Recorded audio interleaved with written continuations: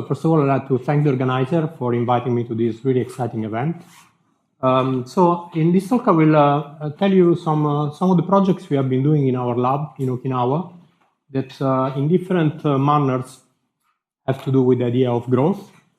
So just to start this, hope I can start this. Just to start this, I'm just going to use keyboard. Yeah, just start in a simple manner. Growth is one of the most basic facts of biology. So most biological systems grow. So this is an example of the initial exponential growth of a culture of yeast and then followed by saturation. And if you think about it, this is one of the things that sets apart biology from physics. Physics mostly study matter that doesn't grow and doesn't proliferate. And the problem that made me first think about growth is the problem that was nicely discussed yesterday by Ariel.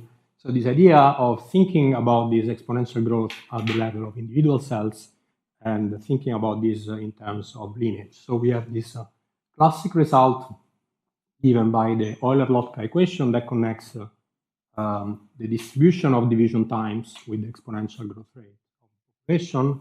And we have seen that this result is only valid if you assume independent generation times, which is typically not the case. And so we have been working to show how this result can be extended to correlated population. So I just want to use this as a motivation to say that really, if you think about growth in biology, you can easily end up thinking about what really statistical physics is about. So this idea of connecting dynamics at the level of individuals, in this case, individual cells, to macroscopic properties of a population, in this case, the exponential growth rate. And so this is really the same of the classic problem of statistical physics, but it's intrinsically out of equilibrium because, again, we are thinking about a system which is not constant in size, but whose size grows. And so in this talk, I will tell you about several cases in which this growing nature of biological systems gives rise to surprising phenomena. So these are the four vignettes, if you want, or examples I will try to discuss. Given the time limitation, although and given also the range of topics, I will really focus on this first topic and last, and I will just mention these other two examples in passing. So my talk will be really about replication and squids. Okay, so I want to tell you something about how growth is connected with genome replication. So in the course of evolution, cells have evolved this very long genome that need to be replicated in order for genetic information to be correctly passed to the next generation. And to fix the ideas, let's think about the standard case for bacteria such as E. coli that have a single circular chromosome. And what happens is that at a certain point in the cell cycle, two machines called replisome bind at a specific site called the origin. One progresses clockwise, the other counterclockwise, and each one of them replicates roughly half of the genome. And so when these two machines meet at the opposite end, the process is completed. So these are pretty large machines, and each one of them replicates both strands of DNA. So all the red line here is the initial template, the blue is the genome that is being synthesized, and everything is double-stranded. So one thing that made me think about this problem in the context of growth is a class of experiments that biologists have been doing for a while, in which you grow a culture of bacteria, in this case, in the exponential phase, then pick a sample and sequence the genetic material that is contained in it. And if you do that, you will observe a characteristic pattern in which the amount of fragments you have at each genomic location is strongly non-homogeneous, with a characteristic peak at the original replication, so corresponding to this side, and a minimum at the opposite location. And this is because if the population is growing, you have inside your population a lot of incomplete genomes. These genomes will always contain the origin and will have a decreasing probability of containing genomic locations far from the origin. And so what you can think is that these patterns, these experimental patterns, contain information about the size spectrum of genomes, of incomplete genomes in the population. And what we found exciting is that previously in the literature, these patterns were really analyzed in a qualitative manner. So for example, you can look at knockouts of E. coli that miss some of the genomes that are important for DNA replication, and you can see how this pattern changes to see which genomic region is affected. But what we wanted to do is to use this information to say something quantitative about the genomic replication program.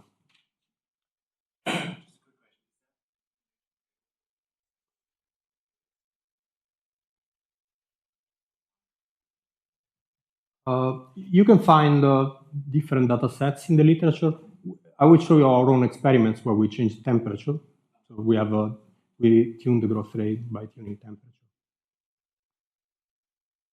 So let me tell you first how the theory goes. So the idea is that there will be a certain process which replicates the genome. So you can imagine, for example, making a stochastic model of each one of these machines, how it progresses along the genome. I mean, the model can be deterministic or stochastic, but essentially, whatever model you want to formulate, what your model will output is it can be condensed into a distribution which encodes the probability that if you pick an individual genome, the genomic location X has been already replicated at time tau. So just to give you a sense, if you have a perfectly deterministic program, this function is either 0 or 1. So this will be represented here. So this will be an, say, ideal, like idealized organism with two origins of replication, one activated after a certain time delay. So the gray is the region which is replicated, and you can think of this as the future light cone of this origin, and this will be the future light cone of the other origin. Or you can consider, for example, a stochastic model in which the second replication could be activated at 3 different times with certain probabilities. And so here in this figure, this function is not only 0, 1, you have the shades of gray because at certain times, these regions might be replicated or not, depending on the time of firing of this origin. You can also consider the derivative of this function with respect to tau, which represents the probability density that the certain location has been copied at a time tau.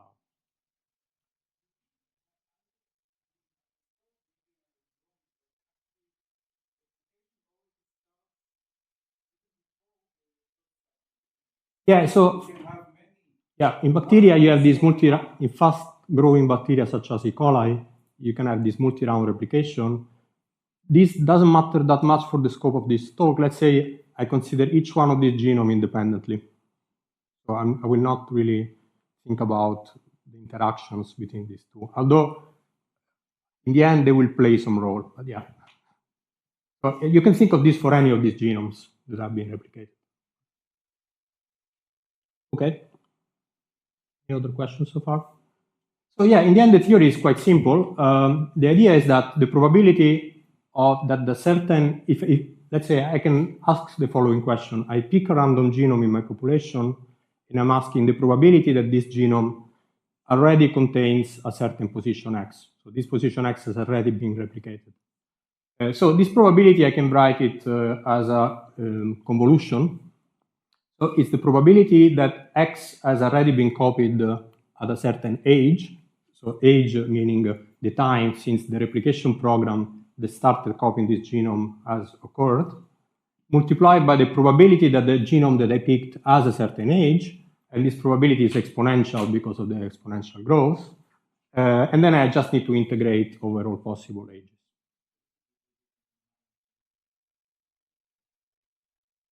Yeah. So I'm thinking of a Bhat experiment. These experiments are typically conducted in Bhat.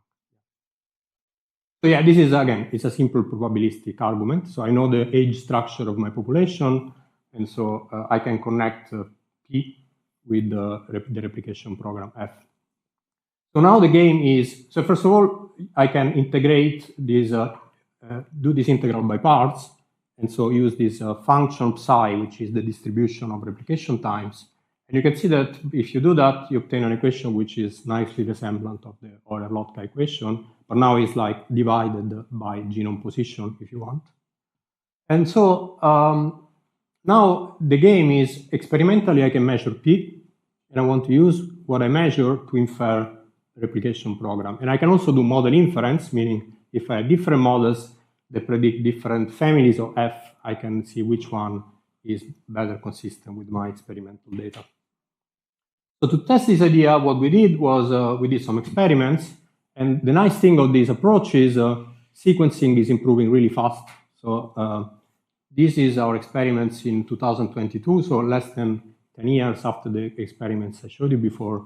And you can see that basically there's no visible error bar. So the curves are really smooth, just because the technology has improved really. And as I was mentioning before, we conducted these experiments just with wild-type E. coli, but grown at 5 different temperatures, because for physicists, temperature is a nice parameter to modulate. And you can see that you get pretty different curves. These curves are highly repeatable. So what you can do is to use this approach to test first the simplest possible model. So let's say that these two machines bind at the origin simultaneously, then progress at a constant speed with no fluctuations.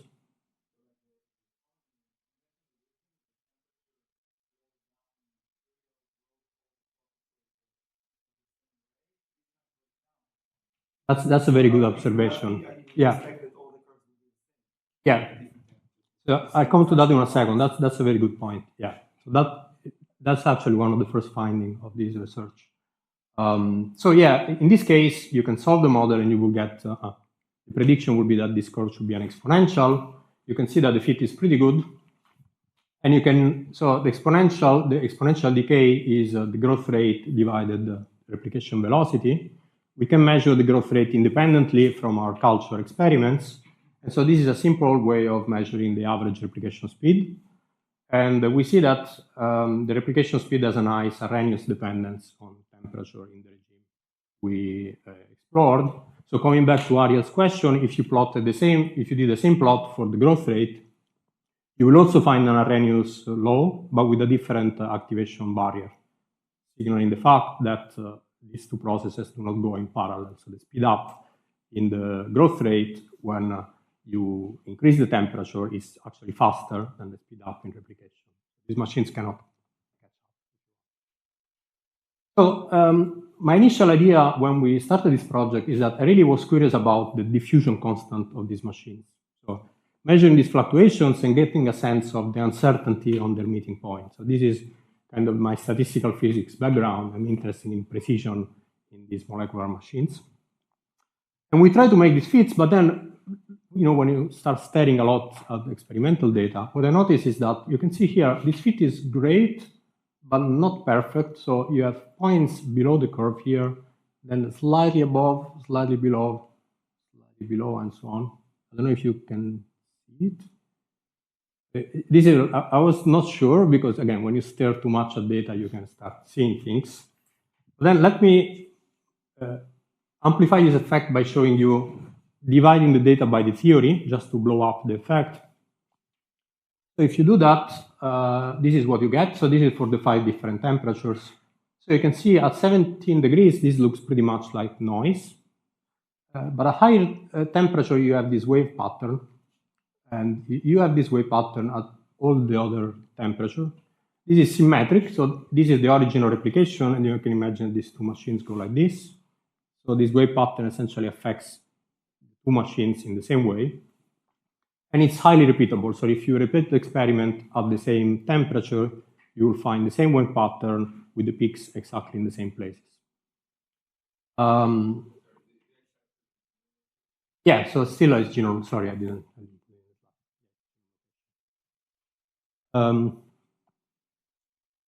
So tentatively what we did is, well, let's make a phenomenological model. And let's say that the velocity is modulated along the genome via sinusoidal term.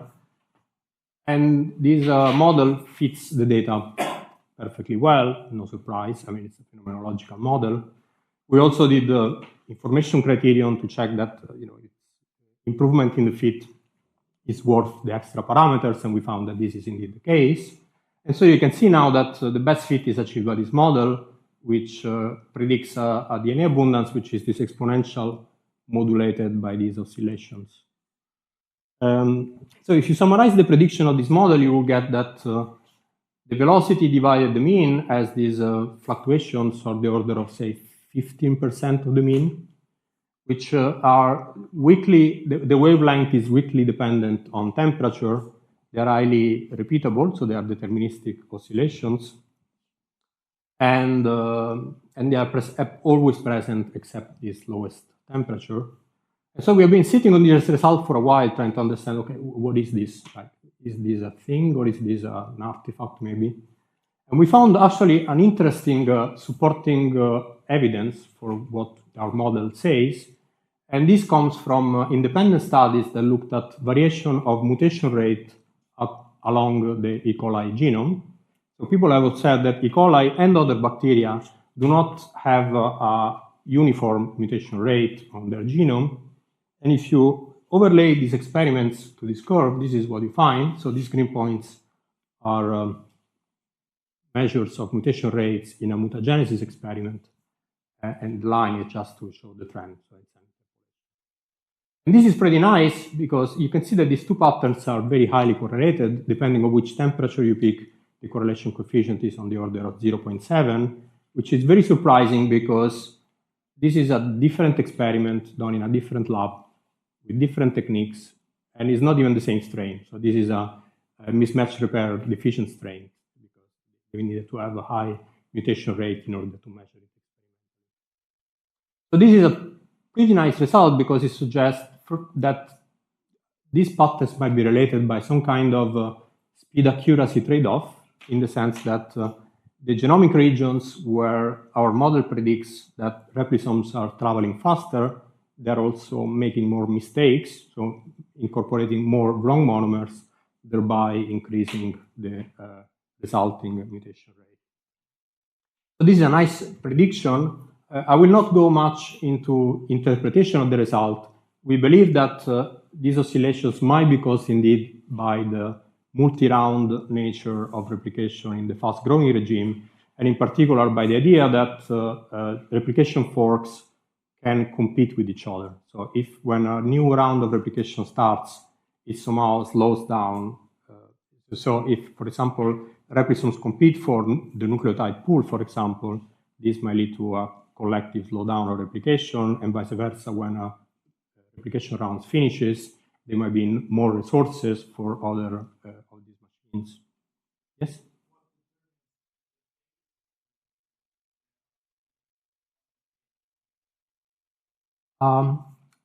If this interpretation is correct, the phase is determined by the moment in the cell cycle when replication starts. There is a lag between consecutive firing. Yeah, essentially that's what determines the phase.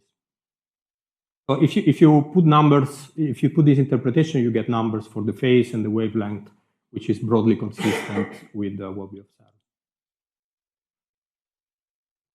Okay, so the last thing I want to mention about this is the theory is general, it's not restricted to prokaryotes. So recently we tried to see whether we can use this for eukaryotes. And the problem in eukaryotes is much more complicated because they have linear chromosomes and they have many origins of replication. So they have somehow discovered how to do this process in parallel. And so the physics, so this function f that I defined before looks more like this. And this is reminiscent, actually there is a formal analogy with the physics of nucleation processes, for example, in growing crystals. And so this is a tentative application. So we try to use this to infer the origins of replications in budding yeast using published data for the abundance distribution. So these peaks are the positions of the origins predicted by the model, and the blue are positions of the origins experimentally determined. So you can see that in some parts of the genome, our model does pretty well. For example, here, there are other regions where there are more errors. But again, these are pretty old data relative to how genomics is progressing. So the data from 2014. So now we are thinking about repeating these experiments using modern techniques and see whether we can improve. Okay, so next I will switch gear and talk about using this kind of ideas for a more, say, spatially structured system.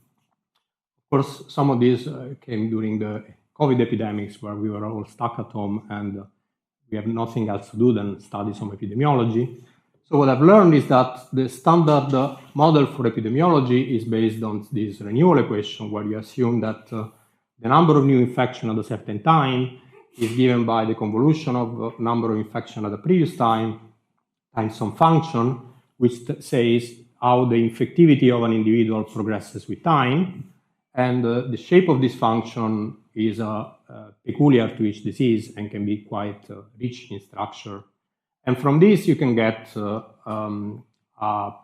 connection between the basic reproduction number, which is the average number of infections per individual, and the exponential growth rate of the epidemic. So this is pretty much the same as the basic Euler-Lotka theory that I introduced in my first slide. And so what we started asking is, the problem of these models is that they completely neglect heterogeneity, so the fact that you can have super spreaders, people that have a disproportionate number of social contacts compared to the average individual. And in general, other population structures is not taken into account. So this has been the work of a talented student in my group who managed to extend these formulas to epidemic spreading on networks, where you describe the social structure inside the population using a graph. And essentially the way the theory goes is you now rewrite the renewal equation dividing individuals into categories according to their number of contacts k. And so these individuals will be connected by a matrix M called the reproduction matrix, which says essentially whose elements are the number of contacts of degree k of an individual of degree k prime. So in terms of this matrix, this is essentially a vectorial form of the same renewal equation that we had before. And if you do that, then you can identify the basic reproduction number for a network as the leading eigenvalue of this matrix. And you can somehow estimate how this leading eigenvalue depends on properties of the network, such as clustering and assortativity, using perturbation theory. So you, again, end up with an Euler-Lotka equation where now these quantities are defined in terms of this matrix. And this theory actually works very well. So these are simulated data on different kinds of network models. And the points are the exponential growth rate measured in simulations, and the lines are the prediction of the theory for different forms of this infectivity function. Okay, let me now go to more and more spatial system. So the idea is, if you have systems with a spatial extent, you still have this non-trivial effect of growth on the statistical property of your system, and you cannot describe it really with this kind of simple Euler-Lotka formulas, but there is a lot of interesting physics that can occur. So this is one of the first projects we have on this, and what I'm going to show you is an example of competition between two neutral bacterial strains in a microchannel. So these two strains are tagged by two different fluorescent proteins, and they are otherwise identical. And the microchannel has two open ends. You can see that in the beginning they are well mixed, but then according to the dynamical behavior, because of the reproduction, they start organizing into this stripe pattern. This is a random pattern which is just generated by their reproduction and physical interaction, and it's a metastable pattern. So you can see that now, after about 25 hours, the stripes that you have seen are already being disrupted. So what we found is that we could quantitatively predict these dynamics with a very simple lattice model, really in the flavor of statistical physics, in which we assume that the channel harbors n cells per line, and there are a certain number of these lanes. And the dynamics of the model is very simple. At every time step, you will pick a cell for reproduction and then place a daughter of the cell in one of the neighboring sites. And the catch here is that every reproduction event leads to pushing of a lane. So if, let's say, this cell reproduces here, the cell that was here goes here, and the cell that was here will be expelled by the channel. And what we have shown is that this kind of model leads to the formation of these metastable stripes as observed in experiments.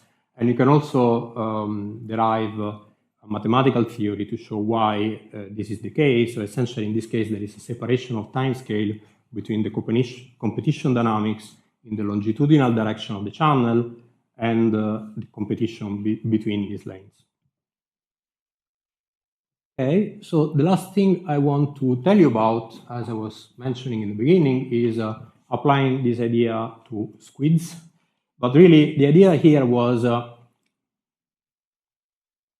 thinking of these ideas in the context of developmental biology. So if you think about most classic models of pattern formation, most notably Turing patterns, for example, growth is not really there. So the Turing mechanism has nothing to do with growth. If you read the Turing paper, it has to do with reaction diffusion of two species in a domain of fixed size. And a lot of consequent models also tend to ignore the effect of growth. Of course, growth is there in a more sophisticated model of pattern formation when you have to match them with experiments. But somehow we had the impression that the idea that growth can have like a qualitative role in the formation of patterns has been somehow understudied.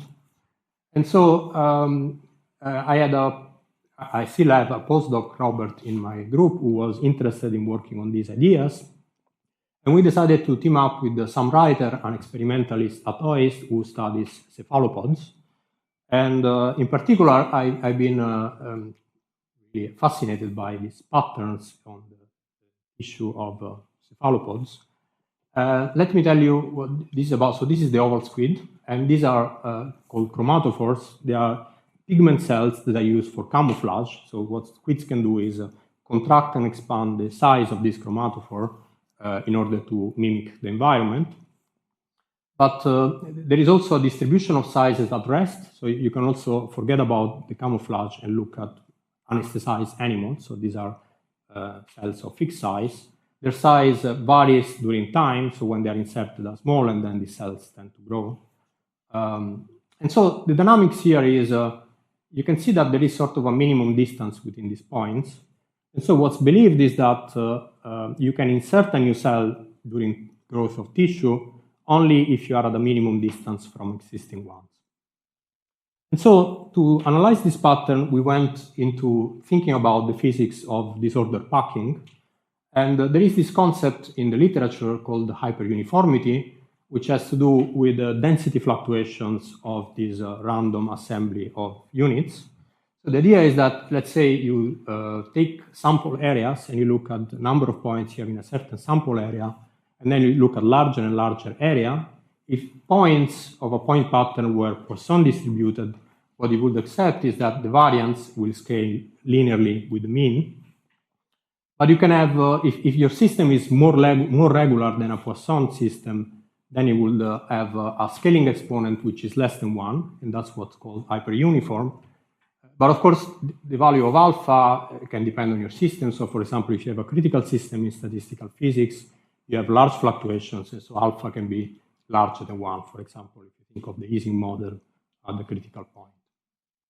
So this is a useful idea for studying random packing because there is a conjecture that every random jump system is hyperuniform, in the sense that all random jump systems are characterized by alpha less than 1.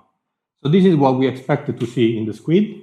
So what Robert did was take pictures of this animal during growth and looking at the behavior of this pattern.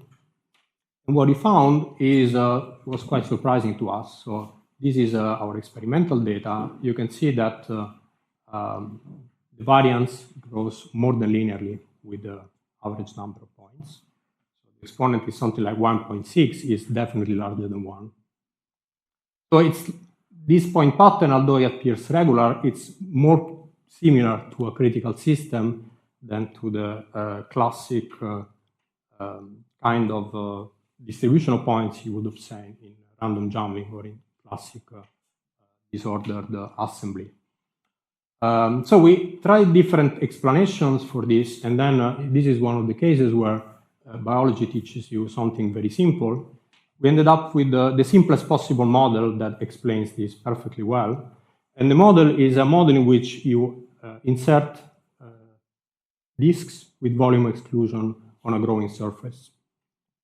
And if you do that, what you find is random packing on growing surfaces has completely different statistical properties from random packing in fixed size domains. In particular, this is a configuration of the system. And what you can clearly see is that you have these ordered domains without a characteristic size of variable density.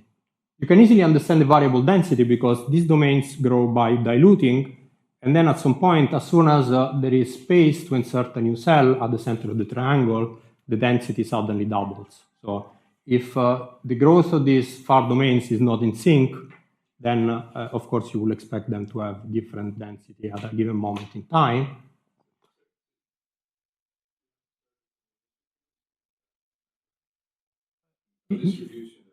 We started with just like 4 points. In my model, a little bit. We really didn't study exactly what happens if you have 4 or 5 points.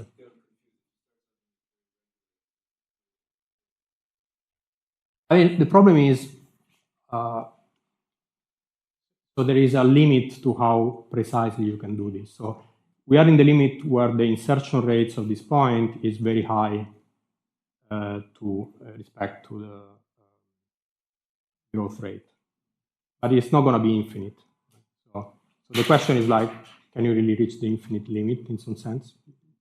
Does it make sense? There will always be some noise, a little bit of fluctuations, and that's what causes this.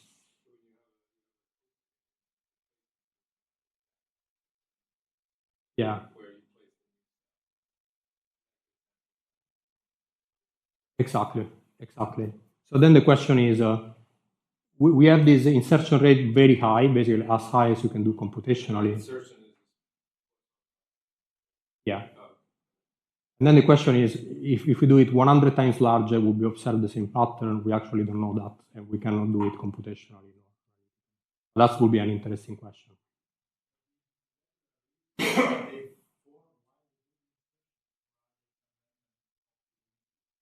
No, the initial condition, we have like 4 disks. So we start with a very small system. Let me maybe, I didn't have this slide, but maybe I should show it because. Sorry, I think this will maybe, I didn't want to show the movie, but maybe this is what we actually do. So you can see that at some point, you don't really have these domains in the initial condition, you have just a few disks. And now you can start seeing, also if you can start seeing the intermittent nature of the dynamics sometimes. So there are these regions which dilute and then suddenly fill up. Yeah.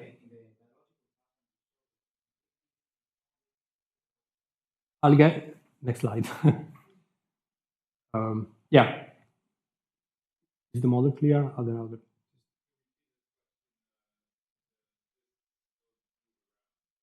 The disk don't move, and that reflects the fact that these chromatophores cannot migrate because they are single cells, but they are surrounded by a muscle structure, so actually quite immobilized.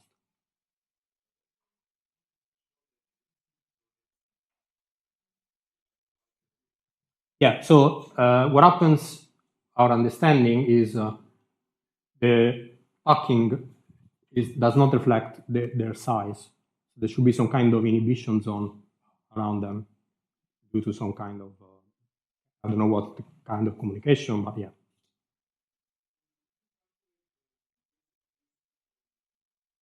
Yeah, so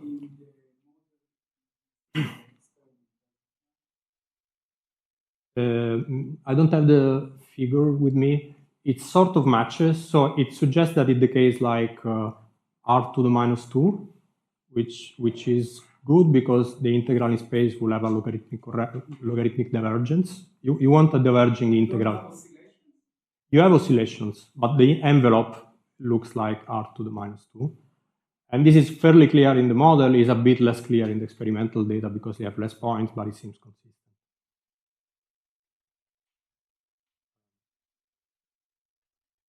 Yeah, this is again looking at the initial condition. Yeah, coming to the issue of sizes. So in the model, it seems like we could fit all observables we have by assuming that these exclusion zones do not depend on the chromatophore size. So essentially, we can study the distribution of chromatophore size and the distribution of their spatial distribution as two independent physical problems. But then we can ask the question, how do chromatophores grow in time? There is an interesting observation also here, which is if you look at their size as a function of time since their insertion, there is some sort of aging in the sense that for older squids, their growth rate is lower than for younger squids. So this is the experimental time at which the squids, the chromatophore was inserted. And you can see, so this earlier inserted chromatophore grew to a larger size in the same time than other chromatophores. And we could demonstrate using also some kind of Euler-Lotka inspired arguments. This has to do with maintaining a stationary pattern. So if you want to maintain a stationary distribution of chromatophore sizes, then the growth rate has to slow down as the squid becomes older. And this has to do with, in contrast with the classical Euler-Lotka equation, here we don't have exponential growth. Here we have a quadratic growth because we assume that the tissue is growing uniformly. But so if you now simulate growth of these chromatophores according to these experimentally observed curves overlaid with these exclusion dynamics, then you would observe a pattern. This is a model, this is not the squid. You will observe spatial patterns with the large chromatophores surrounded by small ones that are actually quite similar to what you observe in the squid. So I reached my conclusions. So I showed you a range of examples in which growth leads to some emergent properties at the population level. Some of this is relatively straightforward for simple mean field systems and can be understood using the classic Euler-Lotka equations or theory that is heavily inspired by this idea. But if we move into try to bring this idea to spatial extended systems, I hope I convince you that we can find some surprising new physics. And I would like to thank my group for doing all the work, in particular Deepak, who started the work on linear replication, Florian, who worked on yeast, and Robert, who was the author of this manuscript. My experimental collaborators are always my funding sources, and thanks for your attention.